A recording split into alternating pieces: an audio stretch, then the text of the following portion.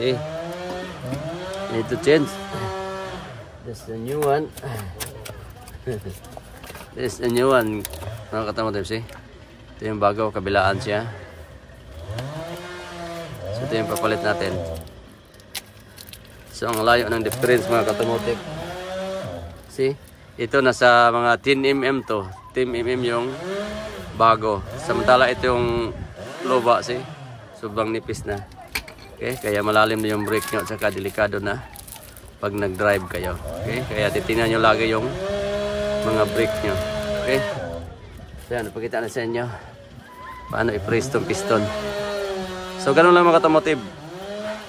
Ito sa likod to ha. Yan, so pakita natin sa inyo paano i-press.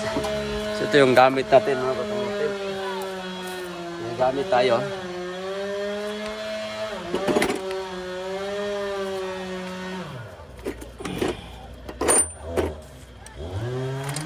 So ito yung gamit natin mga katamotibe. Bagong bago to, see?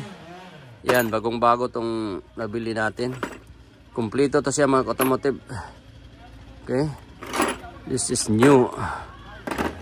Okay? So kapabol po siya sa lahat-lahat ng mga mga pistons, eh. May mga iba't ibang klase kaya naka-design siya. Okay, dalawa yung niya handle, palabas at saka patulak. So yung gagawin natin dito is tingnan natin yung magkasya dito. Okay? Tingnan natin. Hanap tayo yung magkasya dito mga katamotibe. So tingnan niyo yung niya, piston niya. Tingnan yung magkasya dyan, yung slot. Yan, parang ito siguro. Tingnan natin. Medyo maliit pa.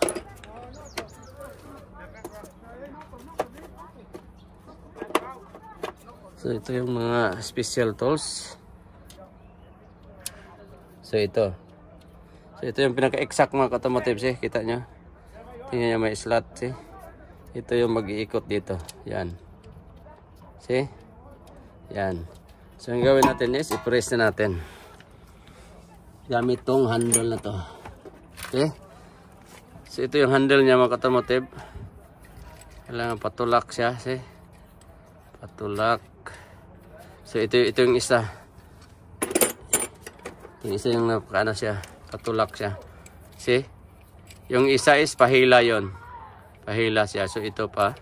Tulak siya. So yung gagawin nito, pag mga ganitong tools, special tools sa mga brake calipers, eh. Tapos i-insert nyo lang siya dito. Paano gamitin? Pakitaan sa inyo. Yan, see? Yan, napakaganda. Okay? Tapos itong spacer niya, yan. Okay? So once, pasok nyo lang siya mga automotive. Okay, adjust mo na. Yan. Okay? Tapos itong spacer niya is, nakaganon siya. Sa ilalim, yan. See? Ipasok nyo siya dyan, yan. Napakaganda. Tapos, lagay nyo na siya dito. Okay? Yan, dyan sa slot niya. Itong piston. Paano itulak, see? Yan. Tapos, ipasok nyo siya dito, mga automotive, see? Pasok nyo dito. Ganyan. So, titingnan lang yan itong natin. Yung tutorial natin. Paano siya.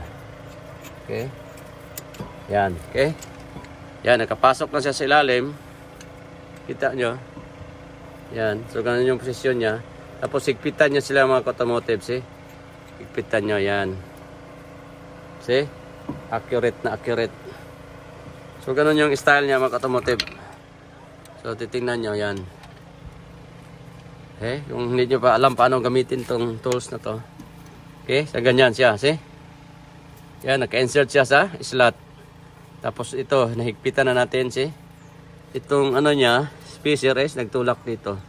Okay, tapos ready is ikutin natin siya para matulak tong piston niya para makabit natin tong brake pad. See, ganun lang, see? Tingnan nyo. Napakaganda, see? Tingnan nyo. Easy.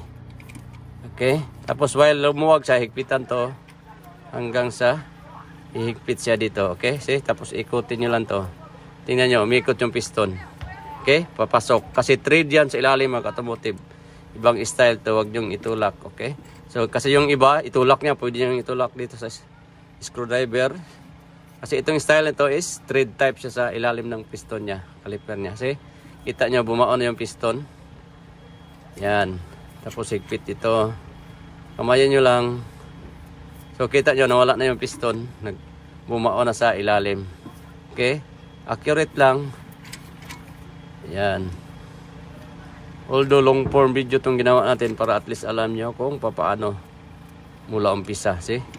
Once nag-DIY kayo dyan, easy. See? Yan. Bumaon na yung piston. Tapos yan. Release na natin. Yan. See? Once i-release nyo to, yan. Luluwag na yan. See? Tingnan nyo. Nawala na yung piston. Pumasok na sa ilalim. Okay? Yan. See? So, ganun lang paggamit ito mga ka-automotive. Okay? So, insert yan. Palabasin nyo. See? Parang puzzle siya. Ganun. Tapos, lagay nyo siya dito. Tapos, ito naka-insert. See? Okay? So, now alam nyo na kung paano. So, yan. See? Yan. Bumao na yung piston. Kita nyo? So, pwede nyo siyang ma-insert na yung ano natin. Yung brake pads. So ngayon, na-insert na natin. Lagay na natin yung brake pads, mga automotive. Ayan. Okay. Lagay natin yung brake pads. Ito yung bagong brake pads. Ayan. So ikakabit na natin siya. Napakaganda. Tapos lagyan siya dito konti ng grasa mga automotive sa gilid. Yan. Yan sa gilid hawag dito. Para pag tulak niya smooth siya.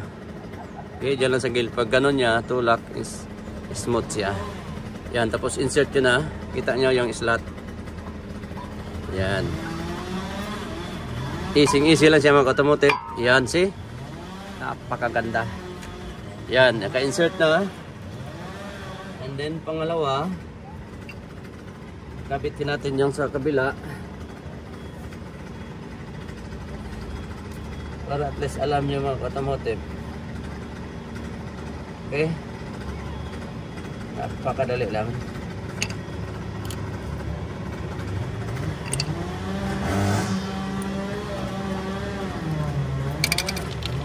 Okay, ganoon din sa kabila. Lagyan natin siya ng konting grasa sa gilid. Okay, tapos kabit nyo na dito. Yan. Siguraduhin nyo hindi magkabaliktad.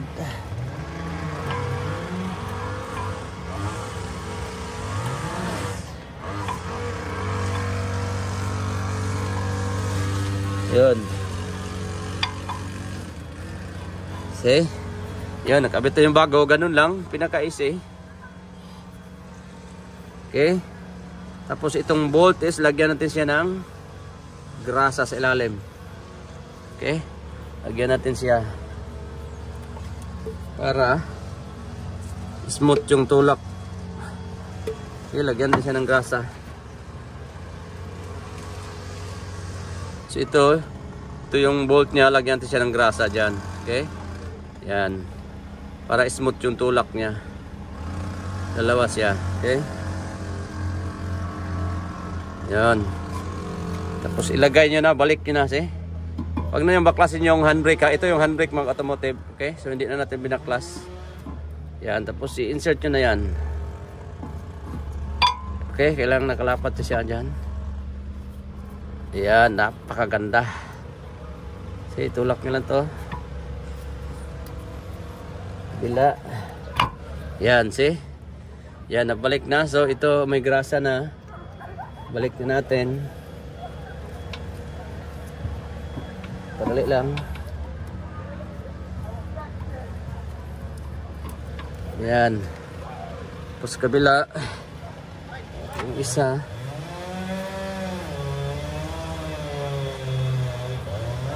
Lagyan din natin.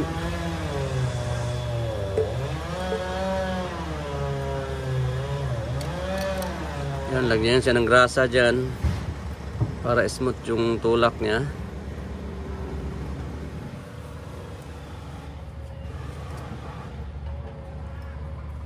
Yun, sa kabila. Ito, pasok nyo. Yun, napakaganda. So, ito na lang. Tapos higpitan nyo na. Panoorin nyo lang tong vlog natin mga automotive. Okay? Easy lang siya. Once nag-DIY kayo. So, sa lahat ng mga brake caliper, ganon-ganon yung mga style niya. Okay? Ganon sa pagtanggal. But iba-iba yung klase, yung pagtulak ng piston. May paikot at saka may patulak. Okay? So tingnan nyo lang yung twist yun niya. So pinakita naman natin sa inyo kung ano yung forma ng piston niya. Okay? Pag circle lang siya, so yun, patulak yun. Pag may mga slot doon sa ulo ng piston niya, brake piston is paikot yun. Okay? Especially doon sa mga sa mga electric park brake, but ito mechanical lang to.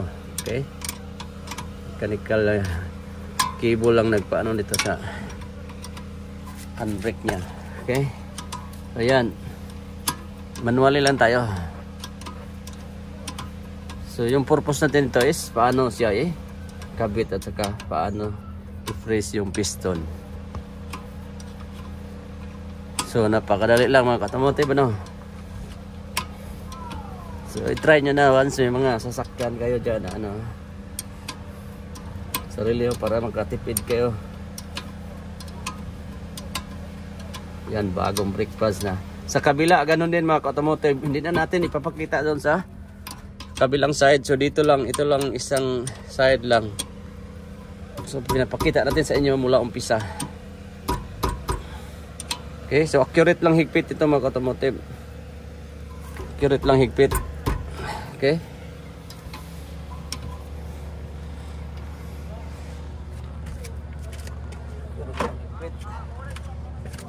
Higpitan niya siya ng konti, lagyan siya ng extension. Okay. Accurate lang kasi hindi naman ito masyadong pinihigpitan ng basta tamang-tama lang, okay? Gusto lang mas mahigpitan nyo. Okay, ayos na yan. Kahit kamayin natin. Yan, see? Yun, tapos na. So, ganun lang mga automotive. Pagpalit ng brake pads, rear brake pads, see? Yan, ayos na. Kita na natin. So, ito lang dalawang tanggalin nyo. Okay? Pag ibang style, pwede kahit ganunin nyo lang. But, pag may mga ganung tools kayo, so, isahin nyo lang para malagyan nyo dito ng grasa. Okay? So, ito yung magamit natin. Yan ang special tools natin. So, tingnan natin doon sa, reservoir, brake reservoir. So, kita nyo dito mga automotive. See? Ito yung lagayan ng fluid. So, umangat lang siya ng konti. Okay? So, once hindi nyo tinanggal yung cap, sasabog yan kasi nagkakaroon ng pressure. Okay? So, once pagtulak nyo doon sa piston, aapaw yan dito. Okay? So, kailangan ganun buksan.